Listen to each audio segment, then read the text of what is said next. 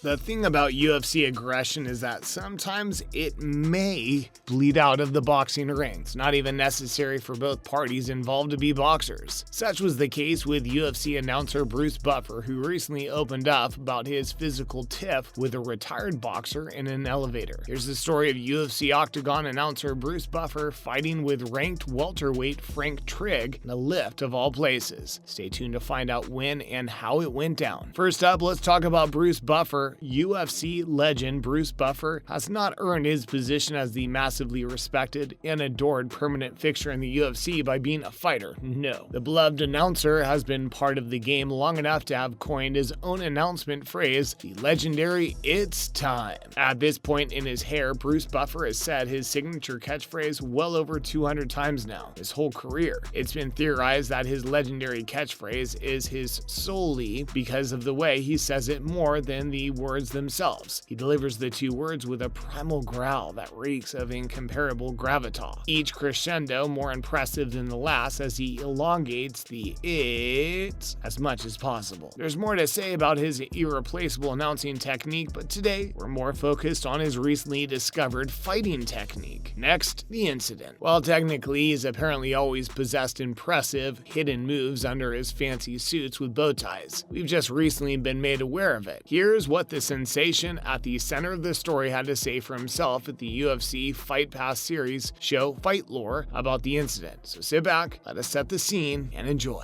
Now let's talk about the planning. Buffer sat with Dana White and explained that on that specific day, they'd had an Ultimate Fighter TV show and were staying at the Hard Rock Hotel. After just getting done doing the show, he then went up to Mike Goldberg's room, who is an ex-commentator, and guess who's in the room as well? None other than UFC fighter Frank Trigg. And at that point, the pair were friends. The group then collectively decided to go out to have dinner and then swing by the club. After the plans had been sorted, Buffer went to the elevator and waited for the doors to open, and when they did, he saw none other than President of the Ultimate Fighting Championship, Dana White, and his security guard there. Later in this elevator journey, Frank Trigg walks in. Next, the altercation. Bruce Buffer explains the next few moments as such. He apparently loves watches and saw Dana's, who supposedly had this really cool watch band on. So he naturally went, "Dana, what a cool watch." Then all of a sudden he feels a wrist hand being shot at his neck. Naturally, Buffer turned around and asked Frank why he'd hit him so randomly and without purpose. And these next few words are imperative to the story, or at least Bruce Buffer claims so. In his words, he said the wrong thing to me. He said, "Well, what are you gonna do about it?" I just reacted and went pop pop. I punched him twice. He punched him twice. And this is where it gets intense for Frank Trigg. Never one to back out of a fight, no matter how seemingly unreasonable, came back at the announcer and hit him even harder. So Buffer felt the urge to hit him back harder, and that was it. For 10 whole floors, about 25 whole seconds, the pair exchanged fists till Frank had had enough and need one of his friends, according to Buffer, at this point in the altercation. Dana White had retreated and leaned against the elevator, but he felt too overwhelmed and pumped with adrenaline to focus on that at the moment. The elevator doors open, and it gets even worse. If one assumed that the elevator doors opening would mean that the physical fight would come to a halt, it'd be proven devastatingly wrong, for it was about to get much, much worse. At this point in the story, when the elevator doors opened, Buffer claimed that he threw his hands up and finally talked to Frank. He told Frank that they were done and then noticed the blood stains up and down his shirt. His thumb was entirely peeled back to the point where you could see the bone poking out of the skin. The positive was that UFC president and his boss, Dana White, was witness to his spectacular fighting skills in that very elevator. And this is also when White chimes in to add a detail in the story. He claimed that at the time, Frank Trigg was a ranked UFC fighter and he just karate chopped him in the throat. And Trigg said, "Don't expletive talk while I'm talking," and he knew the trouble wasn't going to end anytime soon. So where did Bruce Buffer learn how to fight? Backstory: Buffer, contrary to popular belief, does have a history of learned and controlled violence. For example, he learned martial arts as a 13-year-old when he lived in Philadelphia. In his fighting experience with martial arts, the announcer earned his green belt in judo and achieved black belt status in Tang Soo Do. He also has a history of kickboxing, but he retired from it much too soon, preferring announcing to the physical act of fighting itself. This obviously does not mean that he has given up on fighting entirely if the comments by Dana White's eyewitness claims about the altercation are anything to go by. What happened after, and how did the fight end? Dana continued the story after that, claiming that after Frank's words, Buffer just blasted him, which led to the two going back to throwing punches at each other. He was shocked. Dana White then stepped to the corner of the elevator and just watched both Bruce Buffer and Frank Trigg exchange punches casually. We suppose he's used to this bit, considering he manages and oversees fights on the regular. And this brings us to the end of the altercation itself, and this series of events is absurd as it is entertaining. Dana White explained that the pair only stopped throwing punches at each other once the elevator doors opened at the lobby of the hotel. At this point in their fight, Bruce Buffer's hands have literally been sliced open thanks to Frank Trigg's watch. After the lobby doors opened, Dana White watched the pair shake hands, apologize to each other, and go their separate ways. Frank Trigg wherever, and Bruce Buffer to the hospital to get stitches. An interesting end to an interesting incident. As absurd as this entire interaction sounds, it seems to be backed by two very influential people at the UFC, both of whom were involved, either directly or indirectly, with the fight. Bruce's history in the sport is invaluable, especially since it seems to be a familial gig. Like his brother, Michael Buffer, who's also a famous boxing announcer much like himself. He started working for the company in 1996 as an episode of Friends landed him a gig that would become a permanent career. He watched the sport crawl on his four legs and turn into the massive sensation, incomparable to any other company of the same league today, with all its ups and downs. And it seems as though he has more years left in him to serve the UFC, his beloved job. In an interview last year, he talked about his ever-present love for sports and its permanence. In 25 years, the announcer has never missed a numbered event, yet he had to miss announcing the biggest names in MMA last year due to him contracting COVID in October. Ending on a positive note, he claimed that when his passion for sports starts to fade, which is not the case for him at the moment, then he might consider retiring and announce it so. And for now, he said that he feels as though he'd probably be stuck with him being the announcer for at least another estimated 10 years. Feels as though he's in great shape, maintains his great shape as well, that he feels lucky to do what he is able to do as an announcer for the UFC. And if anything, we're certain that the altercation that Dana White witnessed between him and Frank Trigg has managed to earn respect, enough for him to stay on for the foreseeable future. At the end of his story, he cheekily added that one of the things he liked about his fight was the fact Dana White, president of the Ultimate Fighters League, saw that he does not have a wimp announcing his fighters in the octagon. The interesting thing about the altercation outside of the ring is that they remind us of how real fights inside the ring can be. Buffer, who is now in his 60s, had this incident happen to him last year in Las Vegas, and it solidifies that the people fighting the UFC are doing so by putting their literal bodies through an incredible amount of vulnerability and stress. And it is absolutely insane to think that the aggression can be insistent enough to force a hand-splitting altercation in a hotel elevator for no discernible reason. And that's all for today. What do you think of the fighters who take their aggression outside of the UFC ring? Let us know in the comments below. If you enjoyed the video, please like and subscribe. Thanks for watching. See you next time.